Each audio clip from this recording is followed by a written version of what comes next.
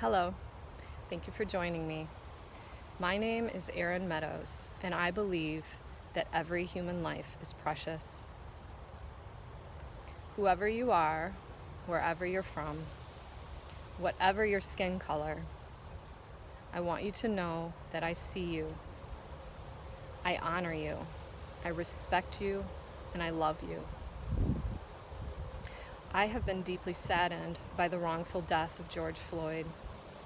The following several days were full of tears and learning more about Black oppression. I struggled with guilt as I realized how blind I had been to the severe racism that has always been present in the American system and society. This was a wake-up call. I prayed to God to let me know how I can help His people find equality in our country. The next morning, I woke up at 5 a.m. and I knew I had to write this speech. I joined a cause greater than any of us, and I believe this is God's will.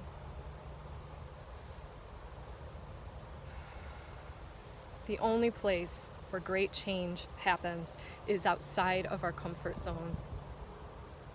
Those of us who have made big changes in our life have felt this firsthand.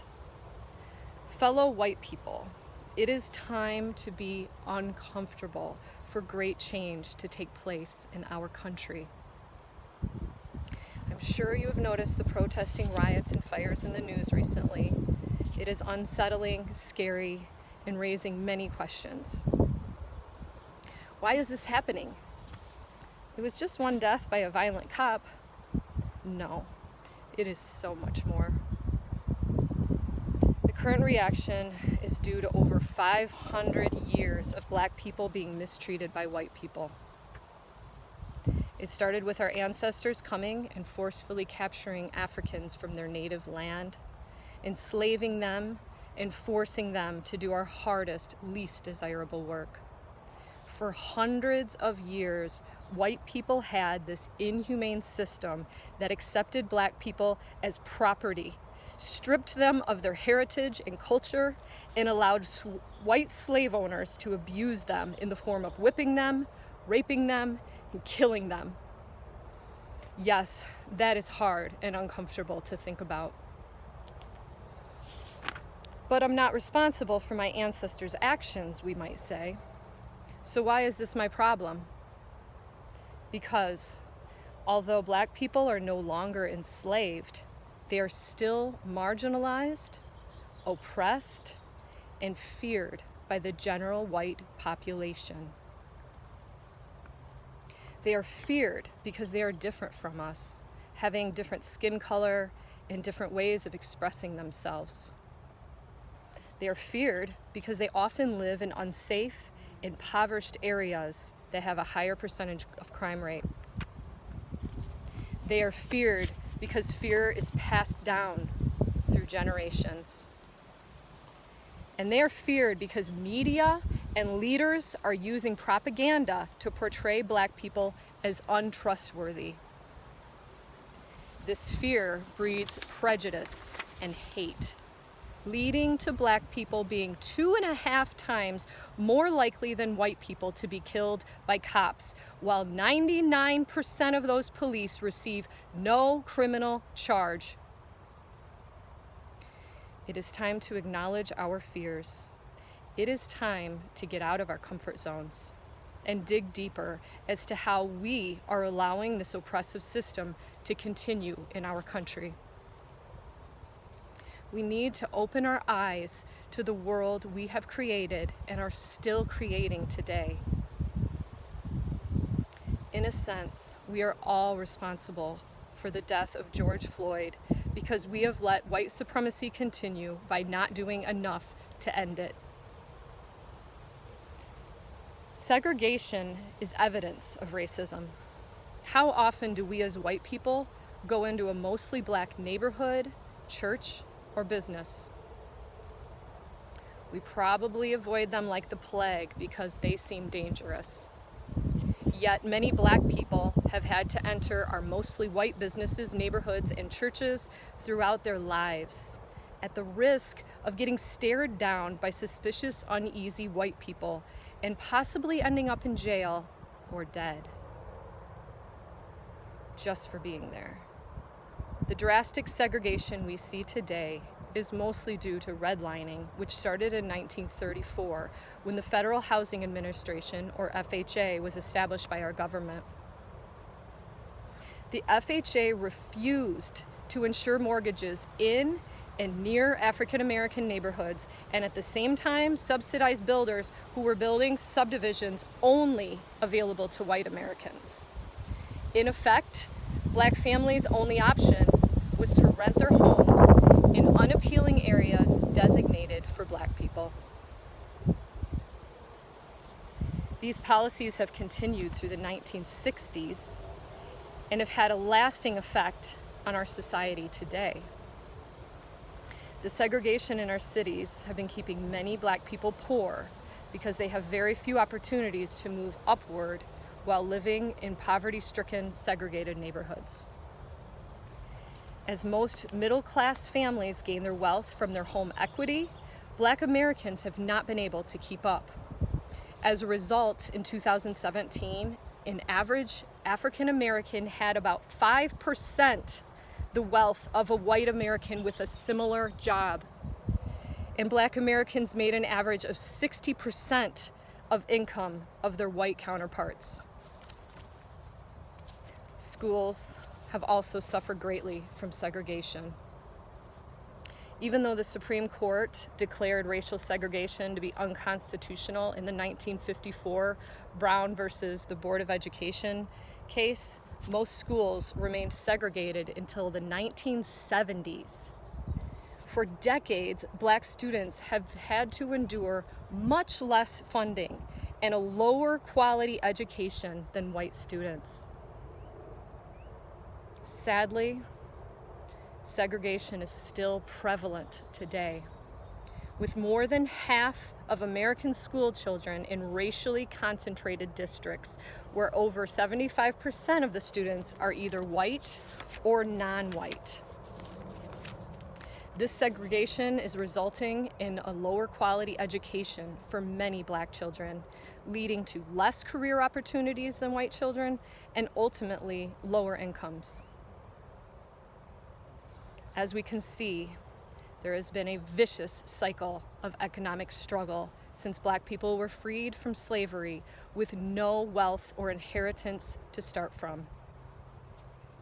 Studies show that poor and working class people have an increased chance for divorce, committing crime, and being a victim of crime compared to college-educated people. This is the stark, unfair reality for most Black Americans. So more than 1.5 centuries since slavery's abolition, America has yet to fully address how to rectify this situation. Ignoring it has not helped. Black Americans have worked hard to raise up and try to find equality, and they are fed up with a system that is holding them down. This is every American's problem. We must take a hard look at our own lives and recognize how we can be better. We need to educate ourselves about the inequality and suffering Black people endured throughout time and still face today. We must learn how our white privilege makes it easier for us and more difficult for them to get quality education, jobs, home mortgages, and have any form of savings, including retirement. It is not enough for us to just believe everyone is equal. It is not enough to be non-racist. We must be anti-racist and fight against racism. We can start by recognizing that most Black people have had a harder time than white people in our society. In a 2017 NPR poll of 802 Black people, 60%, almost 2/3, said they or a family member have been stopped or treated unfairly by police because they are black. In addition, 45%, almost half, say they or a family member have been treated unfairly by the courts because they are black. 31%, almost a third, of poll respondents say that fear of discrimination has led them to avoid calling the police when in need. And 61%, almost two-thirds, say that where they live, police are more likely to use unnecessary force on a person who is black than on a person who is white in the same situation. We need to open our eyes and ears and pay attention. Our fellow Americans are being unfairly mistreated. They have been living in a country where they've not been accepted as equal, where they're constantly questioned about their intentions, where people call the cops on them because of the color of their skin, and where they can't live in a safe neighborhood because no neighborhood has ever been safe for them. This is a time for revolution, a great social and political change. We may have been feeling it coming if we were paying attention to the many unnecessary black deaths by white cops in recent years. But this issue is not limited to police brutality against black people. This racism is deeply ingrained throughout our entire country and affects every aspect of society and government. Discrimination and violence against black people have been going on the entire time white people have lived in America. The whole idea of the American dream has been a lie, because America was only a land of opportunity for privileged white people at the expense of oppressing and discriminating against non-white people. Are you uncomfortable yet? Direct action must be taken to change an American system built on suppression, oppression, and the concentration of power and wealth. White people created this problem, and it is our responsibility to act to help correct this problem. We can start by doing some of the following. Listen to what Black Americans are saying with an open heart and open mind. Support a Black person's business by buying their products and frequenting their establishments. Hire a Black person for a job. Speak up against anyone using racist terms like thug. Donate to Black Lives Matter or one of the many other organizations supporting Black people. Learn more about Black history. Vote for candidates that have plans to help improve Black lives and take measures to end police brutality. Speak out against discrimination towards Black people at every opportunity. Create programs to make it easy for Black Americans to come to our schools and feel welcome to live in our neighborhoods. Protest police brutality against Black people. Demand the use of personal cop cameras at your local police station to hold police accountable. Implement programs and laws that will help level the financial playing field for Black Americans. These are some suggestions on how we can help. There are many more ideas as well as resources online and in the comments that follow.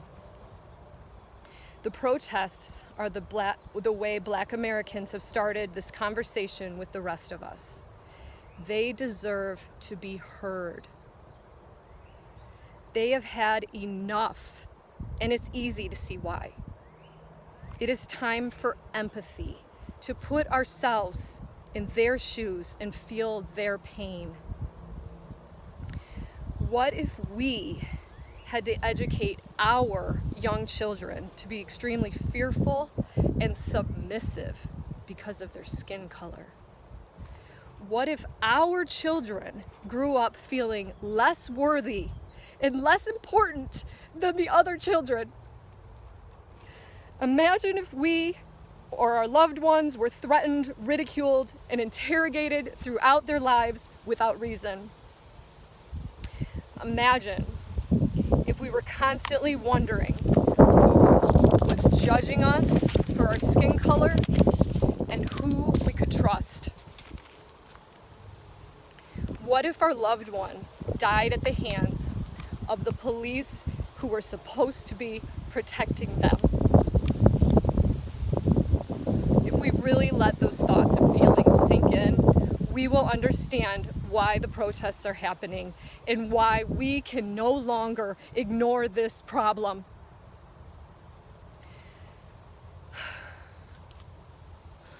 I spend a lot of time outdoors. One thing I love about nature is its amazing diversity, and how that diversity is what creates a balanced ecosystem where all parts support each other and thrive. I am so grateful for the abundant human diversity in our country. I believe it is our greatest asset, and we must support each other so we can all have a chance to thrive. Together, we need to stamp out white supremacism. Like an invasive species in nature, it's harming the diversity in our country. We have a real chance to make a difference now that we are awake and aware of this problem. It is time to redefine the American ideals to include equality, safety, and fairness for all people everywhere. I encourage you to learn more and join this cause. And keep in mind that this movement has been ongoing for decades, and there are many great leaders to learn from and follow. Thank you for your time, and please keep an open mind and open heart.